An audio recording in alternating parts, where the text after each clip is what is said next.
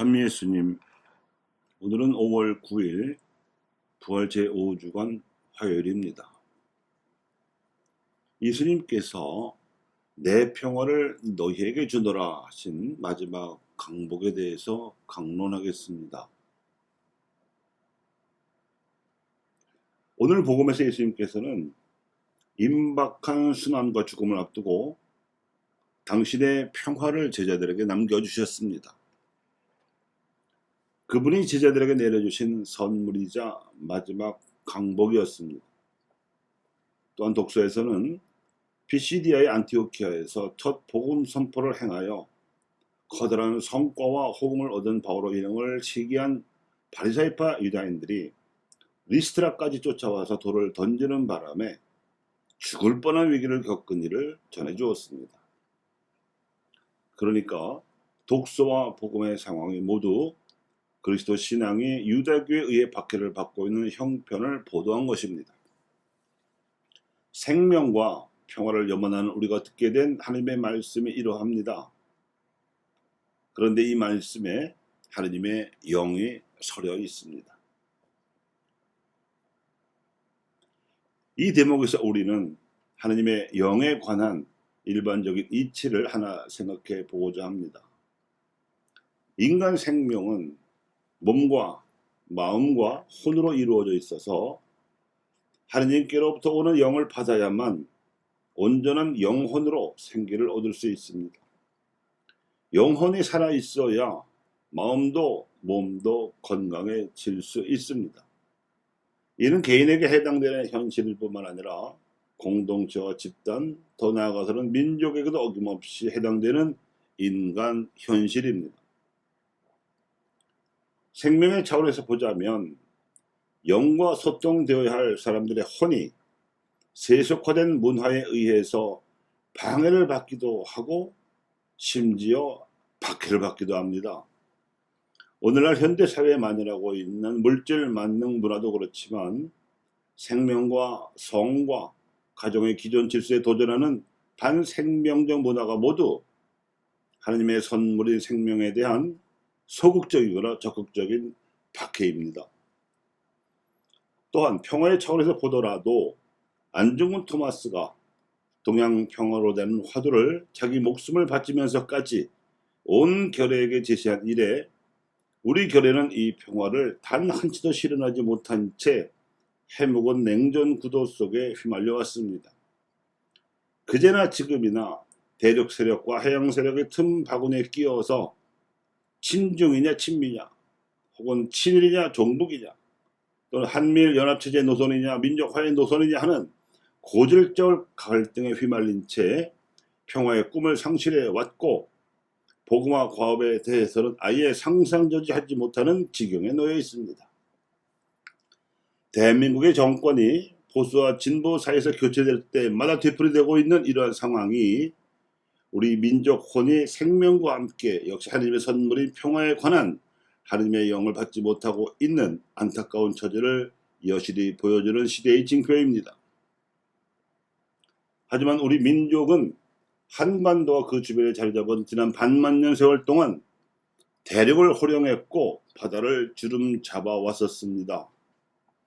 국력이 약화될 때에 대륙 세력과 해양 세력에 휘둘린 것이지 국력이 강성할 때에는 대륙과 해양에 우리의 높은 선진 문물을 전해주었습니다. 한반도는 대륙과 해양을 연결해 주는 길목인 동시에 대륙과 바다를 아우를 수 있는 지정학적 위치이기 때문에 어느 한쪽에 붙어서 생존을 도모할 처지가 아닙니다. 오히려 대륙과 바다로 뻗어나갈 수 있는 가능성을 안고 있음을 알아야 합니다. 이것이 인류 평화에 대해서 한 민족이 인간적 가치와 사랑의 문명이라는 목표를 간직할 수 있는 이유이며 또 간직해야 하는 명분입니다. 오늘 독서에 나오는 장면도 하나님의 영이 사람들에 의해서 차단당하는 위험한 모습입니다. 바오로는 이스라엘 역사를 예수 그리스도의 부활을 기준으로 재해석하여 피시디아 안티오키아 회당에 예배하러 온 유다인들에게 전해주었는데 다행히 이 강론을 들은 유다인들이 잘 알아들었고 그 결과로 더 많은 유다인들까지 호응하게 되자 바리사이파 유다인들이 군중을 막고 바오로 일행을 탄압하였습니다. 특히 바오로는 돌에 맞아서 거의 죽기 일보 직전까지 갔다가 겨우 살아났습니다. 바로 얼마 전까지만 해도 안전벨기를 일으켜 세우는 기적을 행했다고 하여 신으로 떠받들어질 뻔했던 그가 돌을 맞고 죽을 지경이 되어버린 이 극적인 위기 체험에 대해서 사도 바오로는 고린토인들에게 보낸 둘째 편지에서 마치 잘 아는 다른 사람의 이야기인 것처럼 회상했습니다. 그의 겸손입니다. 그는 셋째 하늘까지 들려 올라가서 하나님의 환시를 보았다는 것입니다. 그 환시에서 들려온 메시지에 의하면 그 일로 말미암아 바오로는 몸에 가시가 찌르는 듯한 증상을 얻게 되었는데 이는 그의 자만심을 다스리라는 뜻으로 주어진 것이라고 알아들었습니다. 그렇게 해서 자신이 약해질 때 오히려 그리스도께서 그 안에서 강해지실 수 있으므로 그 자신은 그러한 증상이 주는 체력의 약함은 물론 반대자들이 가하는 모욕도 심지어 다른 모든 재난이나 박해나 역경까지도 모두 달갑게 여기기로 했다는 것입니다. 이러한 식별 태도와 겸손의 영성이 오늘 복음에서 예수님께서 제자들에게 주시겠다고 하신 평화의 실체입니다. 겉으로는 옳은 일을 하다가 겪는 어려움으로 보이지만 본질적으로는 하나님께 더 나아가는 삶으로 다시 태어나는 부활입니다. 여기서 창조주 하나님의 섭리가 드러납니다.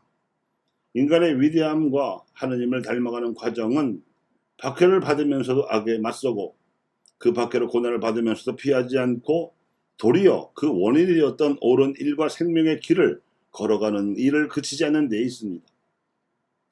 한마디로 말해서 오늘 복음에서 예수님께서 제자들에게 말씀하신 대로 그리스도의 평화는 세상에 주는 평화와는 같지 않음을 실감합니다.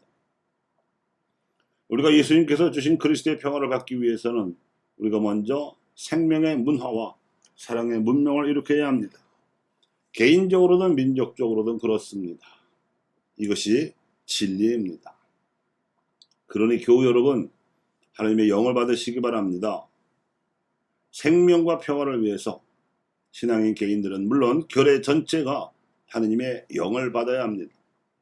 그 길은 사랑의 문명을 민들레 홀씨처럼 퍼뜨리는 길입니다.